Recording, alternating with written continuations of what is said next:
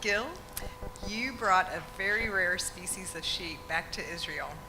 How do you see that untold story unfolding in the years to come? Well, thank you very much for having me here. It's really quite a privilege and honor to be here on the panel. We are all interconnected. I saw Yaakov speak about the right to the Temple Mount and prayer, and Harry talking about the Ark of the Covenant. Now I have a special breed of sheep. And people ask me all the time, Gil, when are you coming out with your book? It's going to be a bestseller. Well, I have news for everybody. I'm not even started yet. We have so much more to go. So, I believe the best way to describe the Jacob sheep and their role in the future is to understand their link to the past. Jacob sheep are an animal of blessing. For 2,000 plus years, the Jewish people wandered around this earth without their national animal. But our forefathers were all shepherds. Most biblical Jews were shepherds. In fact, all our ancient leaders had some tie to shepherding or not were shepherds themselves. How can we possibly have a country without sheep in it? The importance of Jacob's sheep are very, very clear in Genesis 30 and 31.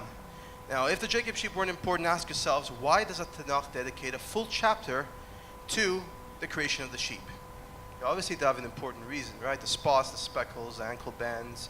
The angels got involved and they mixed the sheep and they produced more spotted and speckled. And Laban got very envious because he lost all his flock, became Jacob's, and then etc., etc. Well, Jacob's sheep story continues from there. Jacob's sheep originally went down to Egypt, as it says in late Genesis. Jacob took his flock down to Egypt, so they were likely the flock involved in the Passover story. But it doesn't stop there. The prophets very, very clearly mention an important flock.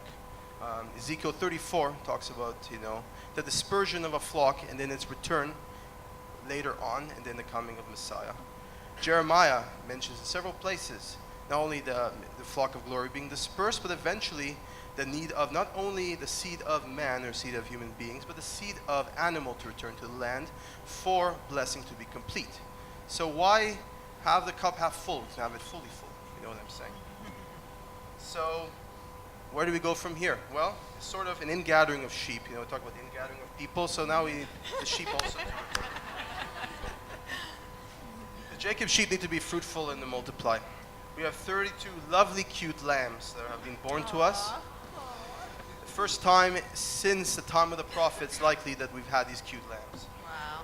Now, we do have a Name a Lamb campaign that's going on right now for about 600 shekels. It would be lovely to pick a name, and your lamb can, take a name that you pick for it. It could be, in honor of someone. Or you just come and have a look at the cute lamb and say, I want to name that one. Anyway, so that's the beginning. The Jacob sheep need to be fruitful and multiply. But more importantly, the Jacob sheep need to spread. As it's written in Ezekiel, the Jacob sheep are going to be everywhere. They start in the mountaintops and they go down to the ravines and all the land's habitations. So we want to expand them, that they're going to be grazing the mountains and forests of Israel. And to that, we are starting to form partnerships with our agencies such as the KKL, the Jewish National Fund. And we'll try to approach the Israel Park Authority as well. Obviously, we'll need to work on getting some more shepherds.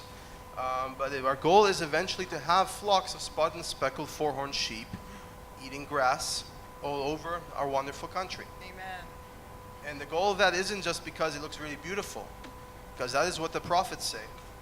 And as the rabbis say it, whoever raises sheep is blessed, but to have sheep graze in your fields is a source of major blessing. So if you're blessed to have sheep graze fields, why not extend that to the whole nation of Israel? More importantly, there has to be an educational awareness of the sheep. Most Israelis that come to me, they say, that's an interesting project. Meat or milk? They basically tell me, are your sheep going to go for shechita, or are they going to be turned into dairy animals? I tell them, look, these animals are a major source of blessing. These animals were raised by the patriarch Jacob because they are blessed. The more of them exist, the more blessed the country is. Why would he want to take an animal that adds blessing to the country and eat it? And we know most Jews don't eat that much lamb anyway. So slowly, more people coming, more people are understanding that, the sheep have to be fruitful and multiply. There has to be more of them. And the next 50 years, there will be a lot more of them. We're hoping thousands and tens of thousands of them. And that really the vision of Ezekiel and Jeremiah, that one day there really will be flocks of sheep all over our wonderful country with shepherds taking care of them as they till the grass and eat the grass will become reality. And lastly, the Jacob sheep has to be our national animal. They're the only animal that is mentioned in the Tanakh being born alongside us. Why not have it again? No, the Israel has a Canaanite dog. They have a type of bird that's so national, but there's no biblical link to the bird. It's just there. The Jacob sheep is very much ingrained in our Tanakh, and one day we hope, with the aid of our Knesset, to have it our national animal and to have special protected status. Amen. And we'll need the sheep for the temple, too. Of course, it's all interconnected. What I was saying. That's right. It's a natural progression here, definitely. Definitely. Yeah. No, it's all divine providence, it's Yes, progression. no doubt. Okay, so that is basically it. We're going to have more Jacob sheep. We're going to have them in the mountains of Israel. We're going to have the Israelis more into shepherding than in the past. And we are going to see more blessing into this country. By having more sheep, Amen. we're going to have more blessing from Hashem. And, everything else here with the temple and the Ark of the Covenant and, even the Gentiles, coming and praying together in the temple. The sheep are everything, coming in. The of course, nations are everything coming that is in. here, Yes. it will be more blessed. Amen. So, Thank you amen. so much, Gil. Toda Rabbi.